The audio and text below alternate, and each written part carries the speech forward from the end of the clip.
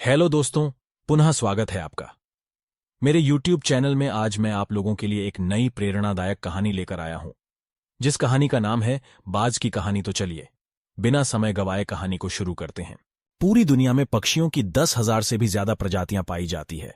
सभी के वही दो पंजे, दो पंख और एक गर्दन होती है।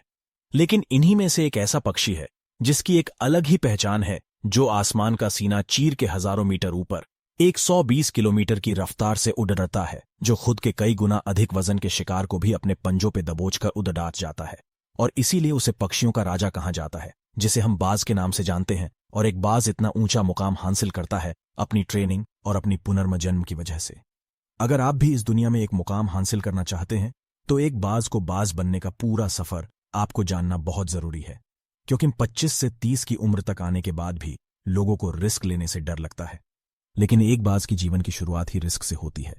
जिस उम्र में बाकी पक्षियों के बच्चे सिर्फ चींची करना सीखते हैं, उस उम्र में एक मादा बाज अपने बच्चों को पंजों में दबोचकर हजारों मीटर आसमान की ऊंचाइयों में उड़ाट जाती है, उसे ये बताने के लिए कि तेरा जन्म आसमान का सीना चीर के सबसे ऊपर उड़ने के लिए हुआ है।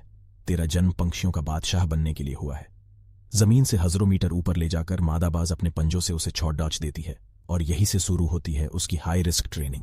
वो चूजा जमीन की तरफ तेजी से गिरने लगता है। थोड़ा नीचे आता है तो उसके पंख खुलने लगते हैं। नीचे आते आते वो अपने पंख फड़फड़ाने लगता है। लेकिन वो अभी तक उड़ना नहीं सीखा है। वो जमीन से कुछ ही ऊपर होता है। ऐसा लगता है कि कुछ ही सेकंड में उसका जीवन समाप्त हो जाएगा। लेकिन अचानक एक पंजा उसे अपने गिरफ्त में लेता है और वापस आसमान में उड़ा डेट जाता है। वो पंजा होता है उसकी मां का, जो उसके पीछे उड़ाट रही थी। उसकी ये ट्रेनिंग तब तक चलती रहती है जब तक वो उड़ना नहीं सीख जाता है। इतनी हाई रिस्क ट्रेनिंग होने के बाद इस दुनिया को एक बाज मिलता है। बारिश के वक्त जब सारे पक्षी आश्रय की तलाश करते हैं, तब यही बाज उसी बारिश में आसमान को चीरते हुए ऊपर निकल जाता है और बदल से कहता है, तू बर्श ले, कितना बरसेगा। और फिर नीचे आकर चैलेंज करता है। एक बाज की उम्र लगभग 70 साल होती है। जब वह 40 साल का होता है, तब एक परेशानी उसकी जिंदगी में मौत बनकर आती है, जो आपकी परेशानियों की तुलना में बहुत बड़ा डाडी होती है। क्योंकि 40 साल की उम्र में बाज की चोंच इतनी मुड़ जाती है कि उसे शिकार निगलने में बहुत परेशानी होती है। उसके पंख भारी हो जाते हैं, छाती से चिपकने लगते हैं, जिससे उड़ना बहुत मुश्किल हो जाता है। उसके पंजे लंबे और लचीले हो जाते हैं, जिससे वो शिकार को सही से नहीं पकड़ा दे पाता। अब उस बाज के पास सिर्फ 3 रास्ते होते हैं। 1, वो अपने शरीर त्याग सकता है। 2, गिद्ध की तरह छोड़े हुए भोजन पर निर्भर हो जाए। और 3, सबसे कठिन और पीड़ादायक रास्ता अपने आप को पुनः स्थापित का, फिर से आसमान का सीना चीर कर उड़ने का। और वो इसी तीसरे रास्ते को चुनता है और अपने पास के सबसे ऊंची चोटी पे पहुंच जाता है। वहां पर अपना घोंसला बनाता है और फिर शुरू होता है परेशानियों को जड़ से उखाड़ा कर आसमान में उड़ने का सफर। वह अपनी चोंच को एक चट्टान पर मार मार कर तोड़ा देता है, लहू लुहान हो जाता है और इंतजार करता है नई चोंच के आने का। उसके बाद अपनी नई चोंच से अपने पंजों को काट देता है और फिर इंतजार करता है नए पंजों के उगाने का। उसके बाद वह अपने एक एक पंख को अपने शरीर से अलग करता है और फिर इंतजार करता है नए पंख उगाने का। और इस प्रक्रिया में उसे समय लगता है पूरे 5 महीने का।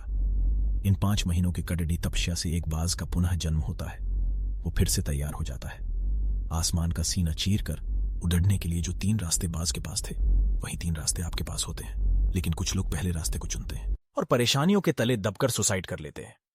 ज्यादातर लोग दूसरे रास्ते को चुनते हैं। वो परेशानियों का बोझ पड़ी देते ही अपने लक्ष्य को छोड़ एक साधारण जीवन जीने लगते हैं। और कुछ वो लोग भी होते हैं जो इस परेशानियों को लात मारकर अपनी मेहनत के दम पर बाज की तरह आसमान की बुलंदियों को छूते हैं। दोस्तों, बाज की यह ट्रेनिंग हमें बहुत बड़ी सीख देती है कि अगर रिस्क लेना पड़े तो लो कि अपने फील्ड में अपने आप को इतना ट्रेन कर लो कि उस फील्ड में आपसे ऊपर उड़ने के बारे में सोचकर लोगों के पसीने छूट जाए। तभी आप अपने फील्ड के बादशाह कहलाओगे। वो पूरी वीडियो देखने के लिए आपका धन्यवाद। अगर आप लोगों को कहानियां सुनना पसंद है, तो आप लोग सही जगह है। यहां पर आपको एक से बढ़कर एक कहानियों का संग्रह मिलता रहेगा। तो आप लोग मेरे YouTube चैनल को लाइक करें तथा सब्सक्राइब करें तथा बेल आइकन को ऑल पे प्रेस कर लें। ऐसी वीडियो का नोटिफिकेशन पाने के लिए सबसे पहले तो मिलते हैं आपसे एक और अगली वीडियो में। तब तक के लिए शुक्रिया।